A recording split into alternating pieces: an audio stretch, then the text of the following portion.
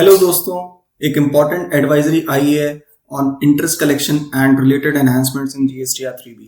इसके अंदर क्या बताया गया है कि जनवरी 2026 ऑनवर्ड्स जो भी जीएसटीआर 3B फाइल होंगे उसमें आपका इंटरेस्ट कैलकुलेशन का तरीका थोड़ा सा चेंज हो जाएगा, प्लस इंटरेस्ट ऑटो पॉपुलेट होके आएगा और उसको आप बढ़ा तो सकते हो लेकिन घटा नहीं सकते हो।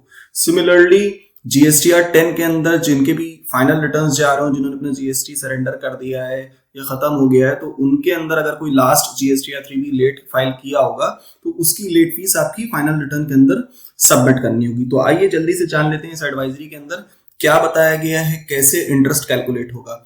तो सबसे पहला पॉइंट हम डिस्कस कर लेते हैं। रूल 88B(1) के अंदर क्या होता था अब तक कि जैसे आपके कैश लेजर के अंदर कुछ बैलेंस पड़ा हुआ है और आपने अपना जीएसटीआर 3B रिटर्न कुछ लेट फाइल किया, अगर 20 तारीख आपकी ड्यू डेट थी तो आपने 25 तारीख को फाइल किया तो आपको 5 दिन का इंटरेस्ट देना पड़ता था। मैनर ऑफ कैलकुलेशन 88B के अंदर बताया गया था कि अगर आपने जीएसटीआर 3B रिटर्न अपना लेट फाइल किया है और वो लेट फाइलिंग आपकी सेक्शन 73 और 74 की शो कॉज नोटिस इशू होने से पहले आपने फाइल कर दिया है, तो आपको जो इंटरेस्ट पेमेंट करना पड़ेगा उन 5 दिनों का, वो केवल उस अमाउंट पे पेमेंट करना पड़ेगा जो आपके कैश लेजर में पड़ा है उसको छोड़ के। मींस अगर आपके 10,000 रुपए की लाइबिलिटी बन रही हो, कैश लेजर के अंदर आपके 5,000 रुपीज पड़ा हुआ है, तो आपको नेट 5,000 रुपीज के ऊपर ही इंटरेस्ट पे करना पड़ेगा। ये चीज अब अपडेट कर दी गई है और ऑटो कैलकुलेट होगी जीएसटीआर 3B रिटर्न के अंदर। तो ये एक इंपॉर्टेंट अपडेट है। तो जो भी यूटिलिटी जीएसटीआर 3B के अंदर होगी हम चीजों को ऑटो कैलकुलेट करेगी, वही चीज इसमें बताई गई है। आप देख सकते हो जनवरी 2026 ऑनवर्ड्स ये अपडेट करा गया है हमारे 3B रिटर्न्स के अंदर। मतलब जो भी आप अभी रिटर्न फाइल करोगे फरवरी के अंदर तो उसमें आपकी ये चीजें ऑटो पॉपुलेट होके आएंगी। रिवाइज इंटरेस्ट कैलकुलेशन फॉर्मूला इन्होंने दे रखा है। इंटरेस्ट कैसे कैलकुलेट होगा? Net tax liability means outward tax liability minus ITC जो भी आपका एलिजिबल होगा, minus minimum cash balance in electronic credit ledger from the due date to the date of debit. Means electronic cash ledger के अंदर जितना भी minimum balance होगा, अगर आपका 5 दिन डिले है तो उसमें जो मिनिमम बैलेंस होगा वो जिस दिन आपने एडजस्ट किया वहां तक का लिया जाएगा, into number of delays delayed upon 365, मतलब जितने भी दिन लेट किया गया है ये पर एनम के हिसाब से लगता है, into applicable rate of interest. अगर आपका सेक्शन 50 के अंदर है तो 18% है, या फिर एक्सेस आईटीसी का है तो 24% है, वो डिपेंड करेगा उसके ऊपर। तो इस तरीके से रिवाइज इंटरेस्ट कंप्यूटेशन फॉर्मूला होगा। अभी हम एक्सेल में समझाएंगे भी आपको एग्जांपल के जरिए कि कैसे कैलकुलेट होगा। चलिए पहले देख ही लेते हैं। आप देख सकते हो जैसे टैक्स पीरियड आपका जनवरी 26 है, ड्यू डेट जिसकी 20 फरवरी 26 को होने वाली है। फाइलिंग डेट आपने 28 तारीख को करी तो 8 दिन का आपके पास डिले हुआ। सपोज आउटपुट टैक्स लायबिलिटी आपकी 1 लाख रुपीज की बन रही थी, वहीं एलिजिबल आईटीसी आपका 60,000 था, तो नेट टैक्स लायबिलिटी आपकी 40,000 की है जो आपको जमा करानी थी। आपने 8 डेज का डिले कर दिया।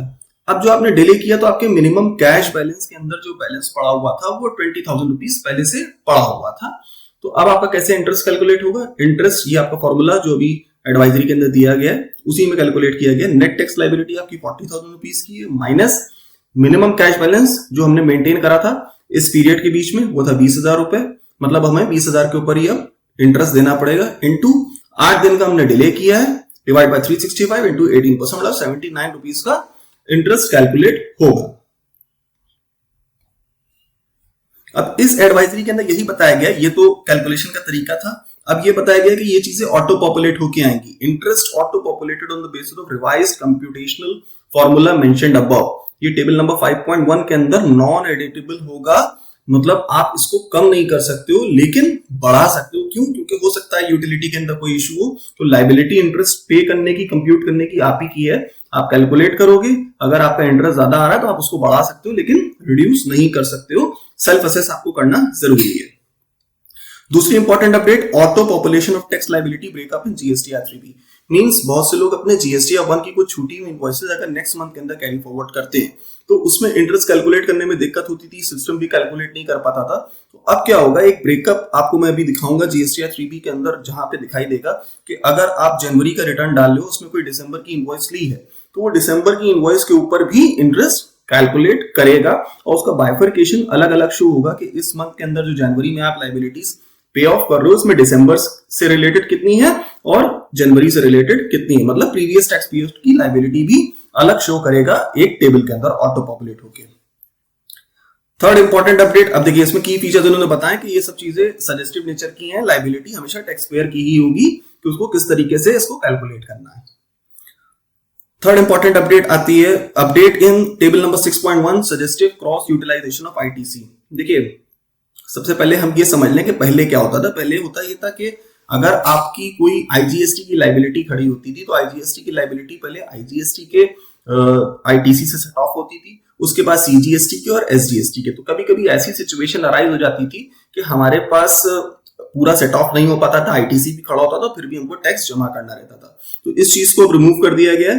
पहले आपकी आईजीएसटी की लायबिलिटी पूरी आईजीएसटी के आईटीसी से पे ऑफ होगी, देन आप सीजीएसटी और एसजीएसटी के लिए साइमल्टेनियसली कुछ भी अपने हिसाब से यूटिलाइज कर सकते हो जिसमें आपका कम से कम कैपिटल फंसता है। यही इन्होंने लिखा है from January 26 period onwards, once the available IGST ITC has been fully exhausted, the GST portal will allow to pay IGST liability in table 6.1 of GSTR 3B using available CGST and SGST ITC in any sequence.